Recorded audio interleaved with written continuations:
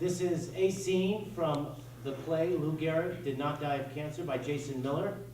This will be with Sarah and Anthony. Ring, ring. Ring, ring. Barbara speaking. No, Mr. Toomey, my husband is not here, and I don't know when he'll be in. I gathered it was in relation to your son. Really? Is that so? Well, I don't know why he only plays your son 2 innings a game. Maybe he's afraid your son will have a heart attack if he plays him more than 2 innings. A friend. I've had it up to here. Hello? Uh-huh. Oh, Mr. Toomey. Oh, huh? Oh, well, let me tell you something. Your son cracks under pressure. He can't take the pressure. He's a 2-inning ball player. After that, his nerves go to pieces. Oh, God. Oh, well, nobody likes to hear the truth, Mr. Toomey. Fine, you do that. You take him off the team. You send him to the tennis courts. Okay, yeah. Oh, I'll send him to dance school. He's very graceful. No, nobody's casting aspersions on anything. I just said he'd be a better dancer than ball player, and that's all. Mr. Toomey, go to hell. Nerves going to pieces, Victor. He's an 11-year-old child. He's a shaky kid. Doesn't have it in here. He's just a baby. By the time he's 16, he'll be on tranquilizers. You are hard to believe, Victor Spinelli. You're just too much. Am I? Look, Greta, save the acting for the stage, all right? Oh, I will. I certainly will. If you save your antics for the boxing ring. Who called? That moron, Phil. The man is going to sue us, Victor. Let him sue. Honey, I really laid one on that loud mouth. Bam! His ears almost fell off. There are other ways of settling disputes than hitting someone in the mouth with a catcher's mitt. What catcher's mitt? I hit him with my fist. This fist. Close like this. And I hit him like so. Poosh. Victor, really? Then Phil must be mistaken because he said you hit him with a catcher's mitt. Listen, sweetie, I don't need any weapons. Then Mrs. Martin must be mistaken too because she said you hit him with a catcher's mitt and she was there. Who's Mrs. Martin? Her son plays on your team. I believe he's the boy that sits on the end of the bench alone. Oh, Mary Jane. Mrs. Martin is Mary Jane's mother.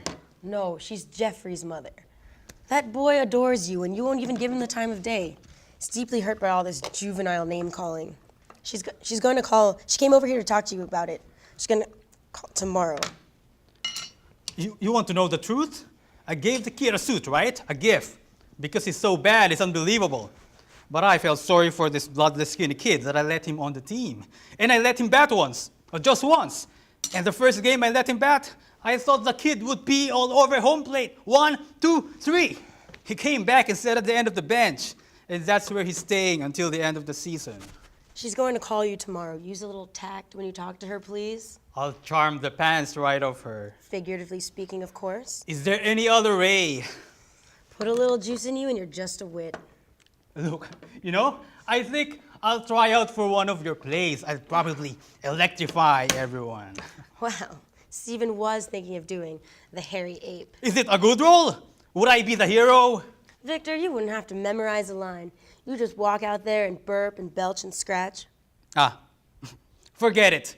I don't think I'd get along with that faggoty friend of yours. Stephen is not a faggot. He's a gentleman and an excellent director. He's also an excellent faggot. Don't tell me I worked with the man for 6 months and I don't know And I saw the guy for 6 minutes. And believe me, I'm telling you, the guy is sweet. Come on, the tight-ass little walk, holding his cigar like a baton, ascots, lisping. Honey, he's 3 feet off the ground, flies like a little birdie looking for a nest. It's just so you, Victor, to mistake breeding and culture for something crude. Fine. So he's read a few books, went to NYU, uses $100 words, fine. Live and let live. That's my philosophy. But I wouldn't take a shower with him, that's all I'm saying. You're just jealous of him.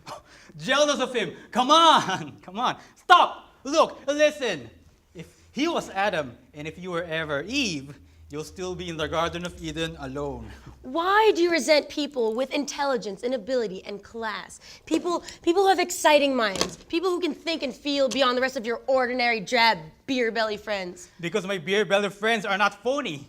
They don't have fake smiles, fake words, and fake laughs. And they don't wear pants 5 sizes too small. Does that answer your question? I know what it is. I know why people from the theater bother you so. Oh, yeah? Yeah, because they make you feel stupid. They make you feel awkward and nervous and stupid. They make you feel just like that little Martin boy because you almost pee your pants every single time I have them over. Are you serious? Come on. It's true. Last week when the group was over and Steven and I were talking about books, and he asked you if you had ever read Proust, and you said, sure, all the time. He's one of your favorite writers. Everybody just froze with embarrassment, just went absolutely rigid with embarrassment because they knew that you had never even heard of Proust, let alone read him. It was humiliating. I went to college. I know who Proust is. A Prousty. You graduated with a business degree from NYU. I don't call that going to college. And that even took you 6 years to get. Well, that's just too bad about you and your intellectual friends. Sitting around, drinking all my liquor, sitting around talking about Proust, sitting around talking about a guy who ended up a drunk. What's his name? You knew, they made a movie about him. F. Scott Fitzgerald had terrifying problems. Sure he did, and one of them was alcohol. And the other guy, the one who shot himself in the mouth with a shotgun. Oh, what's his name? Hemingway. There you are, talking about for 2 hours about the drunk in a suicide. Talking like crazy. Oh, he was marvelous. Oh, what perception. Oh, what depth. Come on, depth? These guys couldn't even face life. One drowns himself in scotch and the other scatters his brains all over the living room. What's the cheering all about? Oh, please don't use yourself as a model of life facing Victor. I stare it right in the face, baby. I don't sit around and talk about how other people face it because I face it every day of my life. I think my thoughts. I don't steal them from books. I don't pick dead men's brains for ideas so I can impress a bunch of people who aren't going to be impressed because they're too busy trying to impress me. Oh, you know what I noticed about your little sewing circle the other night? Everybody talked, but nobody listened. Everybody sat around doing monologues, and nobody gave a good goddamn what anyone else was saying. And you just sat back like Buddha, like a big fat Buddha, silly grin and all, and said nothing. Right. Just like you say nothing every time your father comes to this house.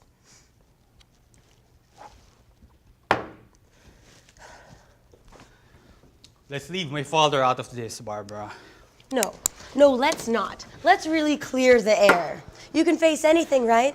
Old King Kong Spinelli can face a little thing like the truth. Do you know that you were as terrified of your father just as you were terrified of my friends? You're going to say that once too often, and I'm going to knock you right on your fat, bitchy ass! You got your catcher's mitt ready? Keep it up, mouth! My relationship with my father is my business, not yours! Oh, it's very much my business when he comes in here telling me how to run my house. He tells you nothing. No? Then how come every time he comes over for his semi-monthly visit, he has the nerve to ask me if I'm pregnant? No, he doesn't ask anymore. He demands it. Are you pregnant yet? He gives me this Neanderthal look, and I'm afraid to say no. He wants a grandchild, so what? He's got 2 from your sister and 1 from your brother. What does he want? An army of grandchildren? He wants a boy. He wants the name continued. He's from the old country, all right? Yeah, he's from the old country, all right, you've said enough. I just want to tell him that we are living our lives separate from him. He is not going to terrorize me into having a child before I'm ready. How can you have a child, Barbara? You have a little piece of steel up there between your legs, remember? Tell him about the coil. He wouldn't understand. He's old-fashioned about that. Well, your father and I are going to come to an understanding. What's he going to do? Stop his annual donation to us? Cut you out of your share of the company? Fire you? He'd be very hurt. He had the nerve to ask me to go see a specialist to see if I could make babies. Make babies. We've been married for 5 years. That's a legitimate question, for Christ's sake. The man owns us. I'm doing a good job for him. We're paying our own way. Victor, that's not true. Not really. Look, they've accepted my new advertising line. Spinelli gives you the saucy spaghetti. The old man was delighted. We might even put it to music. Accepting it and using it are 2 different things. He'll use it. I know it. He accepted Spinelli gives you the sauciest spaghetti, but did he use it? No. He used Spinelli's spaghetti, which was Bob's suggestion. But I tell everybody it's yours. You wouldn't have to do that. Victor, all you're doing is collecting a check every Friday. Look, I sold him on the idea of sponsoring the Little League team. He bought the uniforms, jackets, everything. Only because he loves baseball. He didn't even ask you about the team last time he was here. It just bothers him because we're in last place. Victor, this is insane, honey. I'd leave with you here tomorrow if you just go back to the city and work with Harry again. Face the facts, Victor. Here with your father's firm, you're just a lackey, the son of the boss. I face the facts, but I'm going to prove to the old man that I can carry the weight of my own share of the company. For God's sake, Victor! You've been trying to prove something to your father for the last 30 years. You thought he wanted you to be a baseball player. You tried it, you know what happened. He wanted you to be a doctor. You flunked out. You did everything he wanted you to do and nothing you wanted. You keep telling yourself lies, pretending you're important to the company. Let's not talk about lying to ourselves. Don't tell me about daydreams. And what does that mean? Oh, it means that the stupid community play acting of yours has gone straight to your head. Dance lessons on Thursdays, speech lessons on Mondays, and you're not going to New York with any faggot to see any agents about any commercials, all right?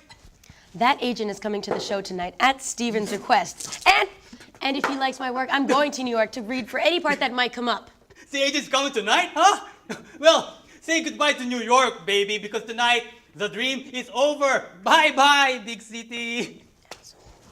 You saw a dress rehearsal last week. Dress rehearsals are never very any good. Do you know that it was so terrible that I almost puked? Everybody falling all over everybody else. The guy that plays their old lover or something opens the door and the goddamn door falls down. He was just standing there with a doorknob in his hand. The agent will die laughing. Yeah, well, if he doesn't die of laughter, by some small miracle, he likes my work, I'm going to New York. Hey, you know where your talent is? It's in your boobs. Everybody goes to see your lovely breasts. I'm not kidding. Your boobs come on stage first and then you follow. That should be your stage name. Barbara Boobs, old bullet breast. Well, thank you for your confidence in me, Victor. But I'm still going to New York. You better move out of my fucking house then. Whose house? My house! This house is mine! My house!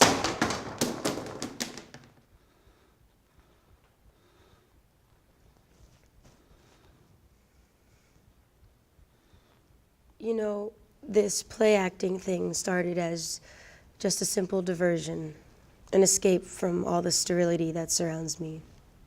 It's a little exercise of female vanity. But now it's become all I have. It's become a necessity.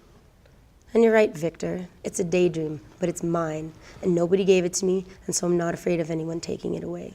And as things stand now, it may very well be the most important thing in my life. I swear to you, if you go to New York, never come back to this fucking house again. Well, I'm through sitting with you and your father every third Thursday like clockwork in this living room listening to the goddamn grieving voice of Caruso for 3 hours. I'm done inflicting this torture upon myself.